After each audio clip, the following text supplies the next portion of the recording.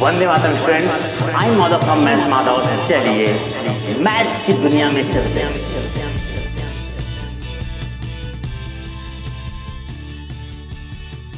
Students, हम लोग coordinate geometry के सेकंड पार्ट में आ चुके हैं।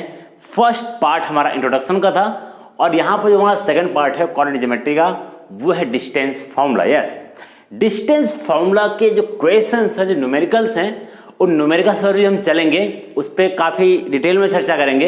लेकिन उससे पहले हमें ज़रूरत है कि हम डिस्टेंस फार्मूला का जो कॉन्सेप्ट है, बिकॉज मैथमेटिक्स जो है पूरा का पूरा कॉन्सेप्ट पर डिपेंडेंट है। तो आपका अगर कॉन्सेप्ट क्लियर होगा तो क्वेश्चंस को सॉल्व करने में आपको कोई प्रॉब्लम नहीं होगी।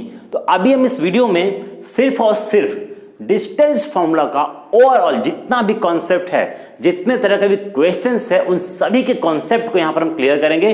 उसके बाद नेक्स्ट वीडियो में हम लोग इसके कुछ न्यूमेरिकल्स को भी सॉल्व करेंगे। उसके बाद ये कॉन्सेप्ट हमारा जो डिस्टेंस फार्मूला यहीं पर खत्म हो जाएगा। तो डिस्टेंस फार्मूला का जो कॉन्सेप्ट है, उस पर चलने से पहले हम जरा देख लें कि डिस्टेंस फार्मूला आखिर है क्या, इसका यूज कहां पर करते हैं। जैसे आपका जो एक्स और वाई एक्सिस होता है, ये तो पढ़े ही हो। इसमें कहीं भी जब दो पॉइंट्स बनते थे, मान लो कि एक पॉइंट यहां कहीं बना, एक पॉइंट यहां कहीं बना, इन दोनों पॉइंट्स पे मान लो कि यहां पर कोई एक्सिस होगा ना, यहां भी कोई एक्स वाई कुछ होगा, कोऑर्डिनेट्स होंगे, यहां भी कुछ एक्स वाई कोऑर्डिनेट्स होंगे, ठीक है, दोनों जगह कुछ ना कुछ कोऑर्डिनेट्स होंगे।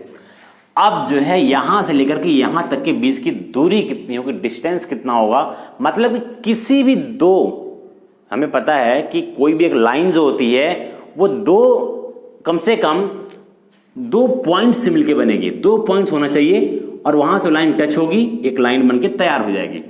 क्लियर? तो हमें इस लाइन की डिस्टेंस पता करनी है, मतलब कि इस लाइन की लंबाई पता करनी है कि कितनी लंबी लाइन है ये।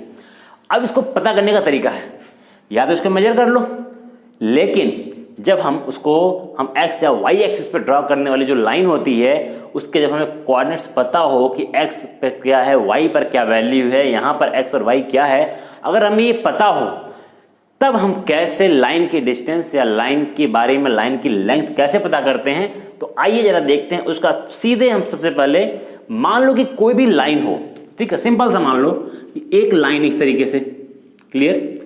अगर ये लाइन, इस लाइन का कुछ नाम होगा, नाम दे देते हैं, इस लाइन का नाम पी है और क्या है, मतलब पी क्यू इस लाइन का नाम है, ठीक है। हमने इस लाइन का नामकरण कर दिया। अब जब नामकरण कर दिया तो हमने कहा कि इस पी और क्यू पर कुछ जो है हमारे कोऑर्डिनेट्स होंगे। क्या कोऑर्डिनेट्स होंगे? तो हमने मान लिया कि यहां पर एक x होगा, यहां पर एक y होगा। हमें पता ना कि जब हम बॉक्स ब्रैकेट बनाते थे उसमें एक x कोऑर्डिनेट होता था और एक y कोऑर्डिनेट होता था, तो हमने x एंड y लिख दिया। तो इधर भी कुछ होगा, तो हमने इधर भी क्या लिख दिया है, x, y।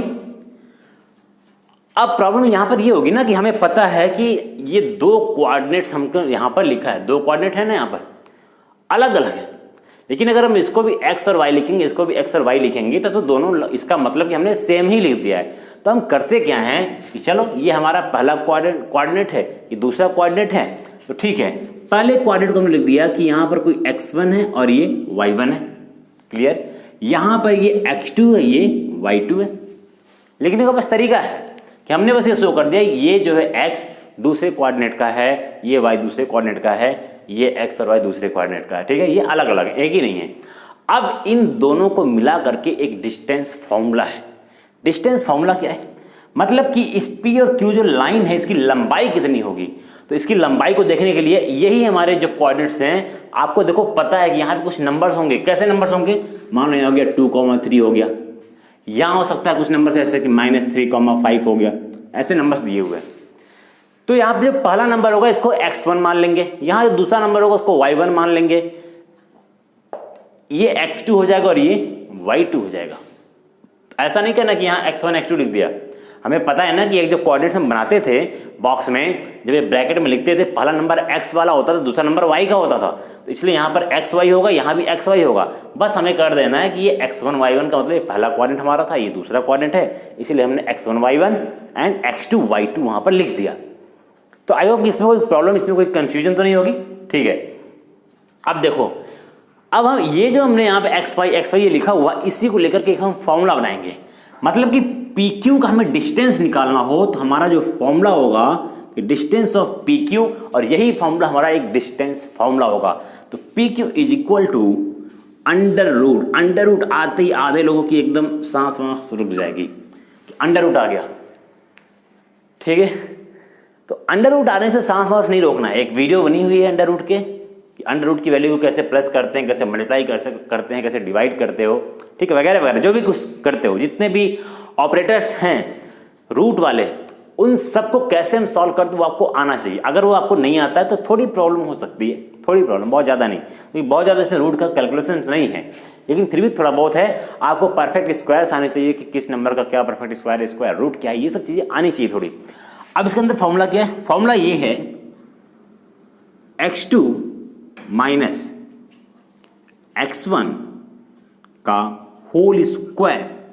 x2 कहाँ है?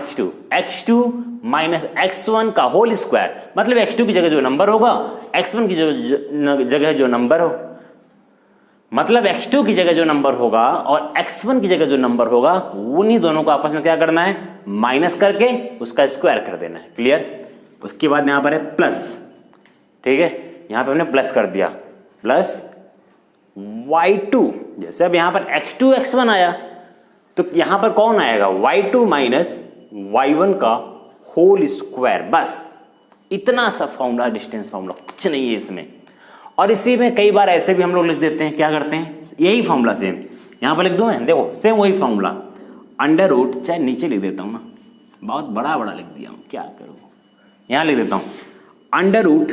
ये जो हमने x2 माइनस x1 का होल स्क्वायर लिखा है ना, इसको सिंपल ऐसे भी लिख सकते हो, x1 माइनस x2 का whole square plus y1 minus y2 का होल स्क्वायर। ये सिंपल ऐसे। अब कहोगे इन दोनों में डिफरेंस क्यों नहीं होगा, फर्क क्यों नहीं पड़ रहा है? देखो फर्क क्यों नहीं पड़ रहा है इन दोनों में, भले ये यहाँ पर x1 माइनस था, लेकिन हमने यहाँ पर x1 को प्लस ले लिया, यहाँ x2 माइनस हो गया, यहाँ पर x2 प्लस में। प्रॉब्लम क्यों नहीं होगी? प्रॉब्लम इसलिए नहीं होगी ना, देखो ध्यान से, इस पूरे वैल्यू के ऊपर क्या लगा हुआ है? स्क्वायर। और अगर तुम्हारा आंसर -3 आए या +3 आए, इसका तुम अगर स्क्वायर करोगे ना तो हमेशा वैल्यू सेम आएगी, दोनों की वैल्यू क्या होगी? +9 होगी, ठीक है। अब देखो क्या करना है, तो यहां पे तुम्हारे दो फॉर्मूले हो गए, एक ये और एक ये, तो कोई भी एक फॉर्मूला इन दोनों में अप्लाई कर लो, कोई दिक्कत नहीं है, ठीक है। यही फॉर्मूला तुम्हारे दिमाग में रहे तो यही फॉर्मूला रखो, ये फॉर्मूला दिमाग में तो ये फॉर्मूला रखो, कोई सा भी एक फॉर्मूला रख लो। तो ये हमारा जो है फॉर्मूला है, क्लियर हो गया ये। अब इस फॉर्मूले में वैल्यू को पुट कैसे करते हैं? मान लो कि यहाँ पे कोई नंबर हमने दे दिया कि यहाँ पे कोऑर्डिनेट है 2,3, यहाँ पे कोऑर्डिनेट है 5,-3, ऐसे करके कोई भी नंबर है, कुछ भी हो सकता है। अब आपको कैसे वैल्यू को पुट करना है, तो हम तो इसको नेक्स्ट वीडियो में देखेंगे, बस थोड़ा सा दिमाग में रखो कि ये जो x2 x1 ये है कौन। तो यहाँ पे हम पहले वाले नंबर को x1 मानेंगे, दूसरे को y1, पहले में सब x1 y1, दूसरे में क्या करेंगे? x2 y2, ऐसे रखना है, ठीक है। कभी भी इसको y मत मान लेना, क्योंकि मैंने बताया था जब भी ब्रैकेट के अंदर दो नंबर्स होंगे तो पहला नंबर हमेशा x कोऑर्डिनेट का होगा और सेकंड नंबर हमेशा y कोऑर्डिनेट का होगा, ठीक है। तो ये तो पता ही होगा, बच्चा से कोई दिक्कत नहीं इसमें। अब यहाँ पे देखो x2 माइनस x1 है, तो x2 की वैल्यू कितनी है? x2 की वैल्यू 5 है, तो यहाँ 5 रख दोगे, माइनस x1 की वैल्यू कितनी है? 2 है, तो 5 माइनस 2 कर दोगे, 3 आया, ठीक है, 3 का स्क्वायर कर दोगे, 9 हो गया, इसकी वैल्यू 9 हो गई। फिर plus y2 minus y1, y2 की वैल्यू कितनी? -3 हो गया, माइनस y1 की वैल्यू कितनी? 3, वो पुट करोगे, सॉल्व करोगे, उसका स्क्वायर करोगे, जितना आएगा हो गया। फिर जो वैल्यू इसकी आई और जो वैल्यू ये आया, दोनों को आपस में क्या करोगे? ऐड कर दोगे। ऐड करने के बाद रूट के अंदर कोई वैल्यू आएगी, जो भी आएगी, अगर रूट के अंदर कुछ ऐसी वैल्यू है जो परफेक्ट स्क्वायर है, रूट से बाहर कर देना। और अगर रूट के अंदर मान लो कोई नंबर ऐसे कुछ आ गया 42, रूट से बाहर नहीं हो रहा है, ठीक है, मान लो कोई भी नंबर, मान लो 42 आ गया, इसके अकॉर्डिंग नहीं, कोई भी नंबर जो तुम्हारा इरेशनल नंबर है, जो रूट से बाहर नहीं हो पा रहा है, उसको ऐसे ही छोड़ देना है, उसमें बहुत ज़्यादा दिमाग नहीं लगाना कि इसको कैसे बाहर करें, ठीक है। तो बहुत ज़्यादा धक्का नहीं देना है इसको बाहर करने के लिए। रूट में जो वैल्यू आ रही है, रूट से बाहर नहीं हो रही है, उसको वैसे ही छोड़ देना है। और जो वैल्यू परफेक्ट स्क्वायर वाली जो रूट से बाहर हो सकती है, उसको हम रूट से बाहर कर देंगे। इन सब के बारे में हम लोग नेक्स्ट वीडियो में देखेंगे, चिंता मत करो, ठीक है। अभी बस यहाँ पे कॉन्सेप्ट क्लियर करो। तो यहाँ पे चीजें हो गई। एक फॉर्मूला और है, वो भी फॉर्मूला फालतू का है, ठीक है, फालतू का बोझ है, बस मैं एक बार लिख दे रहा हूँ। कई बार कुछ जगहों पर लिखा होता है कि मान लो मान लो केवल अभी कि यहाँ पर पहला ओरिजिन जो तुम्हें दिया हो, यहाँ पर दिया हो 0,0 और तुम्हें पता है कि 0 और 0 कहाँ पर होता है? यस, 0 एंड 0 हमेशा कहाँ पर होता है? ओरिजिन पर होता है, यहाँ पर। इसका मतलब ये है कि जब तुमसे ओरिजिन से किसी भी तरह का कोई डिस्टेंस पूछे, मतलब कि एक कोऑर्डिनेट तुम्हारा ओरिजिन का होगा और दूसरा दुनिया का कोई भी कोऑर्डिनेट हो, ठीक है, एक तरफ 0 0 और एक तरफ कुछ भी हो, मतलब कि इसका क्या मतलब हुआ? इसका मतलब ये हो गया कि तुम जो है, जो हमारा कार्टेशियन प्लेन है, उस पर एक डिस्टेंस मेजर कर रहे हो। कहाँ से कर रहे हो? तो तुरंत दिमाग में आ जाएगा यार 0 0 है, इसका मतलब कि हम डिस्टेंस जो मेजर कर रहे हैं वो ओरिजिन से कर रहे हैं। हो सकता है यहाँ से यहाँ मेजर कर रहे हो सकता है यहाँ कर रहे हो, यहाँ कर रहे हो, यहाँ कर रहे हो, लेकिन ये हमें पता है कि डिस्टेंस हम कहाँ से मेजर कर रहे हैं? ओरिजिन से। और जब भी ओरिजिन से डिस्टेंस मेजर करेंगे तो उसका एक सिंपल सा फॉर्मूला होगा। क्या होगा? इसे इरेज कर दूं मैं? चलो इरेज कर देता हूँ, बहुत बड़े बड़े लिख गए हैं। ओरिजिन से जब भी हम डिस्टेंस मेजर करेंगे तो हमारा फॉर्मूला होगा √x² प्लस y²। सिंपल सा एकदम। ये फॉर्मूला कब अप्लाई करना है? डिस्टेंस फ्रॉम ओरिजिन, इसको याद कर लेना और कोई दिक्कत नहीं। देखो, अगर ये जो फॉर्मूला, पिछला जो फॉर्मूला बताया था ना, उसको भी अप्लाई करोगे तो भी कोई दिक्कत नहीं होगा, उसको भी अप्लाई कर सकते हो, ठीक है। एक फॉर्मूला ये हो गया और पिछला फॉर्मूला क्या बताया था मैंने? x2 माइनस x1 का whole square plus y2 minus y1 का होल स्क्वायर। और एक तीसरा क्या बताया था? तीसरा क्या मतलब, वो भी सेम ही था, मतलब कि x2 माइनस x1 को क्या लिख सकते हो? x1 माइनस x2 का whole square plus y1 minus y2 का होल स्क्वायर। मतलब ये तीन फॉर्मूला तो डिस्टेंस फॉर्मूला में है, और रियल में कहा जाए तो सिर्फ एक ही फॉर्मूला है। ये सब फालतू फॉर्मूले हैं, इन सबको दिमाग में रखने की कोई जरूरत नहीं है, ठीक। एक फॉर्मूला दिमाग में रखो, उसी को लेके चलो। ज़्यादा ही फॉर्मूला दिमाग में लेके चलोगे ना, सब मिक्सअप हो जाएगा, खिचड़ी हो जाएगा। इतनी चीज दिमाग में आ गई। चलो अब इन सबको इरेज करते हैं। अब तुम्हें जो दिमाग में रखना है वो बहुत ही इंपॉर्टेंट चीज़ है, जिसको स्टूडेंट्स समझ नहीं पाते कई बार। कुछ टर्मिनोलॉजी, ठीक है, कि मतलब कि हमें डिस्टेंस फॉर्मूले के थ्रू जितने भी क्वेश्चंस को सॉल्व करने हैं, उसके लिए कुछ हमारे पास हथियार होने चाहिए, उसको चलाने का तरीका पता होना चाहिए। ये नहीं कि सिर्फ हथियार लेके घूम रहे हो, चलाने का तरीका नहीं पता है। तो मैं यहाँ पे कुछ हथियार दूंगा, उसको चलाने का तरीका नेक्स्ट वीडियो में भी बताऊंगा, ठीक है। तो हथियार क्या है, देखो क्या क्या चीज़ें हैं। कुछ टर्म्स हैं, जैसे क्या क्या टर्म्स आते हैं? एक वर्ड आता है उसमें बार बार लिख करके इक्विडिस्टेंट, एक वर्ड ये आता है, ठीक है। एक वर्ड आता है कोलिनियर, ठीक है, एक वर्ड ये हो गया कोलिनियर। इसके अलावा कुछ चीजें और हैं जो आपको ध्यान में रखना है, अच्छे तरीके से ध्यान में रखना है। कुछ प्रॉपर्टी याद रखनी है आपको। क्या करनी है? कुछ प्रॉपर्टी याद करनी है। किसकी प्रॉपर्टी? कुछ प्रॉपर्टी ट्रायंगल की। ट्रायंगल के लोग सर ट्रायंगल की, ट्रायंगल तो हट गया, ट्रायंगल हट गया, ट्रायंगल का एरिया हट गया, ट्रायंगल नहीं हट गया है, ठीक है। ट्रायंगल के साइड्स होते हैं, उनके साइड की लंबाई होती है, बस लंबाई का होता है डिस्टेंस, तो वो तो ट्रायंगल है तुम्हारा। एरिया नहीं निकालना, दूसरी चीज है। और दूसरी चीज में क्वाड्रिलैटरल। कहोगे सर ये सब कहाँ से ज्योमेट्री घुस गया इसमें? ज्योमेट्री नहीं है, देखो बच्चों, ये ज्योमेट्री नहीं है। इनकी प्रॉपर्टी याद रखनी। तुम्हें क्या प्रॉपर्टी याद रखनी, वो दिमाग से जरा दिमाग से समझोगे ना। चलो इसका मतलब समझो। इक्विडिस्टेंट, तुम्हें क्या कई बार क्वेश्चन देगा ना कि दो हमारे डिस्टेंस से, मान लो कि एक कोई पॉइंट है, उसने बोला कि एक पॉइंट P है जो A और B से इक्विडिस्टेंट है। एक पॉइंट P है जो A और B से इक्विडिस्टेंट है। मतलब कि इसका क्या मतलब हुआ कि ये P A से जितनी दूरी पर है उतनी दूरी पर B से भी है, इक्वल डिस्टेंस पर है, ठीक है। इसी को हम क्या बोलते हैं? इक्विडिस्टेंट। जब क्वेश्चन आएगा ये, जब वहां पर मैं बोलूंगा तो इसको दिमाग में रखना कि इक्विडिस्टेंट का मतलब कि AP जो होगा वो इक्वल होगा किसके? PB के। ये होता है इक्विडिस्टेंट का मतलब। ये मैं इसलिए बता रहा हूं, कुछ क्वेश्चन ऐसे आएंगे जहां पर आपको ये केवल डायरेक्ट डिस्टेंस नहीं निकालना होगा, वहां पर हमको इक्वेशन बना के भी क्वेश्चन को सॉल्व करना है। ठीक है, कुछ इक्वेशंस बनेंगे। इक्वेशन कैसे बनेंगे, देखो यहाँ इक्वेशन बन गया ना। इक्वेशन का मतलब क्या होता है, बीच में इक्वल का साइन आ गया, इक्वेशन हो गया।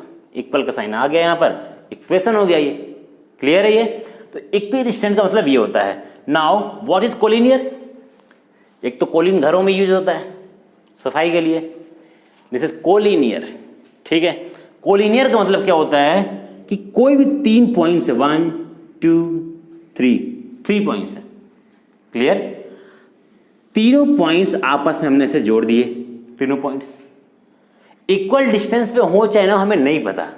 क्लियर, इसका नाम मान लो ए है, इसका नाम बी है, इसका नाम सी है। इस पॉइंट को, लाइन को तुम और बड़ा कर दो, कोई दिक्कत नहीं, इसको यहां तक कर दो, ए बी सी। कोलिनियर का मतलब होता है ना कुछ पॉइंट्स जो एक सिधाई में हो, एक सिधाई में हो। कोलिनियर पॉइंट से कभी ट्रायंगल नहीं बन सकता है, क्योंकि ट्रायंगल के लिए हमें पॉइंट कैसे चाहिए। मान लो हमने ऐसे ऐसे ऐसे पॉइंट बना दिया, मैंने कहा ट्रायंगल बनाओ, तो इन तीनों पॉइंट्स मिलाते हुए ट्रायंगल बना सकते हो? नहीं बना सकते हो। ट्रायंगल बनाने के लिए हमारा पॉइंट कैसा से, एक इधर हो, एक थोड़ा इधर हो, एक कहीं इधर हो, तो ऐसे पॉइंट से हम ट्रायंगल बना सकते हैं। तो ये नॉन कोलिनियर पॉइंट्स है, लेकिन कोलिनियर पॉइंट से हम ट्रायंगल नहीं बना सकते हैं। क्यों? क्योंकि कोलिनियर पॉइंट एक स्ट्रेट लाइन की तरह होता है, और कोलिनियर पॉइंट पर अगर कोऑर्डिनेट्स हों, मतलब अगर यहाँ पर कोई कोऑर्डिनेट हो, यहाँ भी कोई कोऑर्डिनेट हो, यहाँ भी कोई कोऑर्डिनेट हो, तो देखो इसको लिखते कैसे हैं, ध्यान से देखना। एक डिस्टेंस ए बी की होगी, ए से बी तक भी कोई डिस्टेंस होगा ना, बी से सी तक भी कोई डिस्टेंस होगा, और ये पूरा ए सी का भी कोई डिस्टेंस होगा। तो देखो कोलिनियर पॉइंट का रिलेशन क्या है, इसको एकदम याद रखना कि ए बी मतलब ए बी का डिस्टेंस प्लस बी सी का डिस्टेंस, ठीक है, बी सी का डिस्टेंस इक्वल किसके होगा, एग्जैक्ट इस पूरे ए सी के इक्वल होगा। ये कोई ऐसा भी ऐसे समझ में नहीं आ रहा है। अगर आपको ऐसे समझ में नहीं आ रहा, मैं कुछ नंबर्स लिखता हूं। मान लो कि ए बी की वैल्यू 5 है, 5 मीटर है, बी सी जो है तुम्हारा 10 है। ठीक है, तो हमने लिखा A B plus B C, A B plus B C, A B कितना है 5 है, प्लस बी सी कितना है 10 है, इक्वल टू ए सी। ए सी का मतलब ये पूरी लंबाई, ये 5 ये 10 है, टोटल कितना हो गया 15 हो गया, 15 हो गया ना। देखो ये भी 15 हो गया, ये भी 15 हो गया, दोनों इक्वल हो गए। तो कोलिनियर जब भी आ गएगा ना कहीं भी कोलिनियर, तो समझ जाना हमें लिखना है, एक इक्वेशन बना सकते हैं वहां से भी हम कि A B plus B C equal to A C, एक कोलिनियर का सिस्टम है ये। ठीक, अब ये खत्म हो गया। अब बचा ये प्रॉपर्टी। प्रॉपर्टी में क्या करना है, प्रॉपर्टी हमें पढ़ना क्यों है। ठीक है, पहले ये बताओ सर जी कि ये सब चीज हम ट्रायंगल वेंगल कहाँ से पढ़े। ट्रायंगल की प्रॉपर्टी पढ़ना इसलिए है तो तुम्हें पता है ट्रायंगल कितने तरीके से होते हैं, 3 तरीके के होते हैं। एक इक्विलैटरल होता है, एक आइसोसेलेस होता है, और एक स्केलिन होता है। 3 तरह के ट्रायंगल हैं। मतलब कि इक्विलैटरल का मतलब कि जिसके तीनों साइड्स आपस में क्या हो गए, इक्वल हो गए। आइसोसेलेस में क्या हो गया, जिसके कोई 2 साइड इक्वल है, और स्केलिन में तीनों साइड क्या है, डिफरेंट है। प्रॉपर्टी में इसलिए बता रहा हूं, याद रखना है। तुम्हें कई बार क्या आता है ना, एक बार तुम्हें कुछ वर्टेक्स दे देगा, ठीक है, ए पॉइंट दे दिया ऐसे कि यहाँ पे 2,4 है, ठीक, फिर बी पॉइंट दे दिया तुमको और बोला यहाँ पे -3 -5 हो गया, फिर तीसरा पॉइंट दे दिया तुमको 6,5 दे दिया ऐसे, और तुमसे पूछ रहा है बताओ ये जो तीनों पॉइंट हैं, तुम्हें पता है कि 3 पॉइंट से ट्रायंगल बन सकता है, क्यों बन सकता है, हमेशा नहीं। 3 पॉइंट्स हैं, क्या इन तीनों पॉइंट्स जो है, ये तीनों पॉइंट से क्या एक इक्विलैटरल ट्रायंगल बनेगा, एक आइसोसेलेस ट्रायंगल बनेगा, या स्केलिन बनेगा। तो हम क्या करेंगे, इन तीनों की डिस्टेंस निकालेंगे। कैसे डिस्टेंस निकालेंगे, ये ट्रायंगल है तो ट्रायंगल बना लो सीधे। कि हमने क्या किया, एक ट्रायंगल बनाया। ट्रायंगल किधर बना ले, किधर बना ले, इधर बना ले। इसे को इरेज करते हैं। हमने क्या किया, एक ट्रायंगल बनाया इस तरीके से। ट्रायंगल पे ये वाला पॉइंट क्या है, ए हो गया, ये बी हो गया, और ये सी हो गया।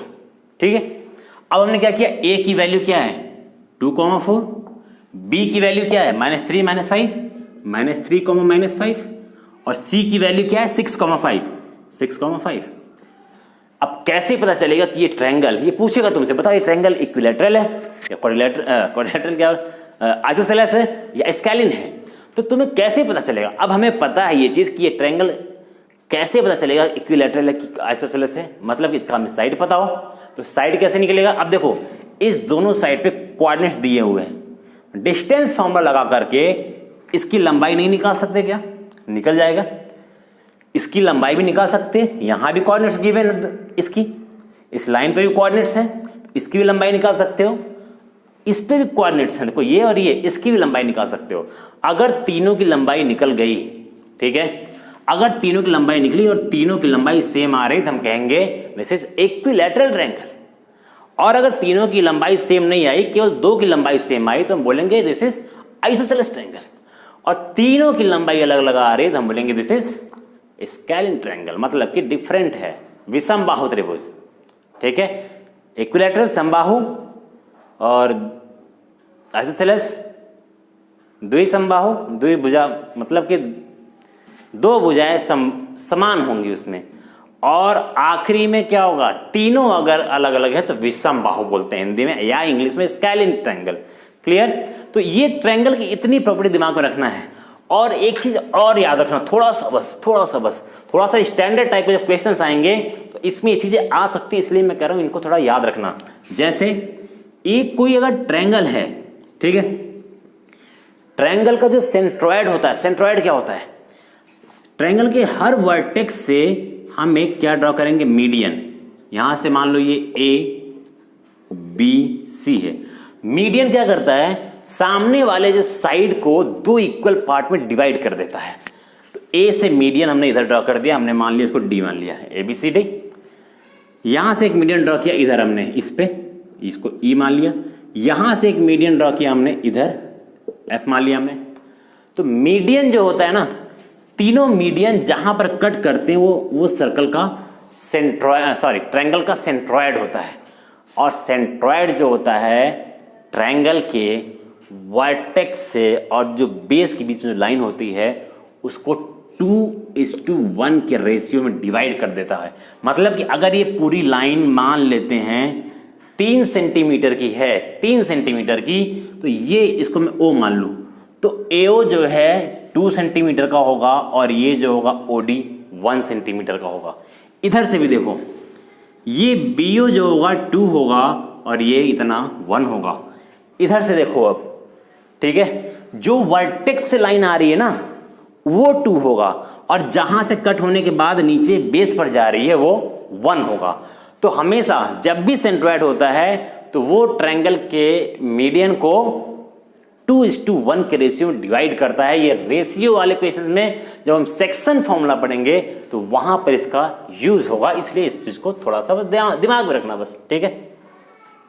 और लास्ट में quadrilateral. What is quadrilateral? Quadrilateral कोई भी पॉलीगन जिसके पास कितने साइड हो, 4 साइड्स हो। क्लियर? 4 साइड होने चाहिए। इसको मान लेते हैं ये ए है, बी सी डी। यहां पे एक डायगोनल ड्रॉ कर देते हैं। तो क्वाड्रिलैटरल में थोड़ा सा प्रॉपर्टी याद रखना कि देखो यहां भी तुमको कोऑर्डिनेट्स दे सकता है। ए पर कोई कोऑर्डिनेट दे दे यहां पर, ठीक है, 2,3, यहां कुछ लिख दे 4,5, यहां कुछ दे दे -3,6, यहां कुछ लिख दे -4,5। 4 कोऑर्डिनेट तुमको दे दिया। अब बताओ जरा, अगर तुम्हें कोऑर्डिनेट गिवन हो, ये 2 दिए हुए, इसकी लंबाई निकाल सकते हो? निकाल सकते हो। ये 2 कोऑर्डिनेट गिवन है, डिस्टेंस फॉर्मूला से ये निकाल सकते हो, x1 y1 x2 y2 निकल सकता है। इन दोनों का भी निकल सकता है, x1 y1 x2 y2 निकल सकता है। इन दोनों का भी निकल सकता है, x1 y1 x2 y2 करके तुम चारों साइड का डिस्टेंस निकाल सकते हो, ठीक है। अगर तुमने चारों साइड का डिस्टेंस, लंबाई निकाल दिया तो कैसे बताओगे कि ये क्वाड्रिलैटरल भी कई तरीके के होते हैं ना। पहला मान लो कि पहला क्वाड्रिलैटरल है स्क्वायर, ठीक है, एक स्क्वायर हो गया, एक रेक्टेंगल हो गया, रेक्टेंगल होता है, और एक रोम्बस होता है, ठीक है, रोम्बस हो गया। एक पैरेललोग्राम भी ले लेते हैं, PARALLO, ठीक है, पैरेललोग्राम। तो ये 4 तरह की तुम्हें जो क्वाड्रिलैटरल है इसके बारे में थोड़ा सा तुम्हें पता होना चाहिए, इसकी प्रॉपर्टी थोड़ी बहुत पता होनी चाहिए। कि मान लो ऐसे तुम्हें एक क्वाड्रिलैटरल दे देगा और हर 4 साइड वाली जो आकृति होती है वो स्क्वायर नहीं होती है, वो रेक्टेंगल भी हो सकती है, वो रोम्बस भी हो सकती है, वो पैरेललोग्राम भी हो सकती है। तो कैसे पता करोगे? उसने ऐसे एक डायग्राम बना दिया और बोला कि बताओ ये रोम्बस है कि स्क्वायर है कि क्या है, तो पता कैसे चलेगा? पता इसी चलेगा कि हम इसके डिस्टेंस को निकालेंगे। ठीक है, देखो अगर हमें पता करना हो कि ये रोम्बस है कि नहीं है, तो रोम्बस कब होगा? रोम्बस का बस एक ही फिनोमेना है, एक ही चीज कि रोम्बस के लिए क्या होना चाहिए? बस all sides are equal, all sides are equal. अगर सारे साइड्स इक्वल आपस में ना, तो इसको आंख बंद करके बोल देना कि ये क्या है? रोम्बस है। आप कहोगे सर फिर स्क्वायर के भी तो चारों साइड इक्वल होते हैं। तो स्क्वायर के लिए इतना ही काफी नहीं है। स्क्वायर के लिए साइड्स तो इक्वल दिखाना है कि ए बी क्या दिखाना है? A B equal to B C equal to C D equal to D A, मतलब कि ये चारों साइड आपस में इक्वल है। इतने से ये स्क्वायर प्रूफ नहीं होगा। स्क्वायर का प्रूफ होगा जब इसके डायगोनल ए सी और बी डी, मतलब कि ए सी इक्वल टू बी डी ये भी प्रूफ हो जाए, तब क्या होगा? ये हम कहेंगे स्क्वायर। आप कहोगे ए सी बी डी की वैल्यू कैसे निकलेगी? तो फिर देखो जरा, ए सी एक लाइन है, ए पर भी कोऑर्डिनेट है, बी पर सी पर भी कोऑर्डिनेट है, लंबाई नहीं निकल जाएगी।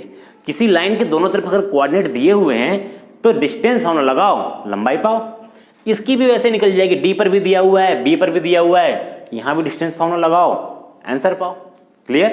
तो ये तुम्हारा हो गया स्क्वायर या रोम्बस बताने का तरीका। अब यहां पर देखो रेक्टेंगल और पैरेललोग्राम। रेक्टेंगल में क्या होता है? रेक्टेंगल अगर ये होगा तो ए बी किसके इक्वल होगा? सी डी के।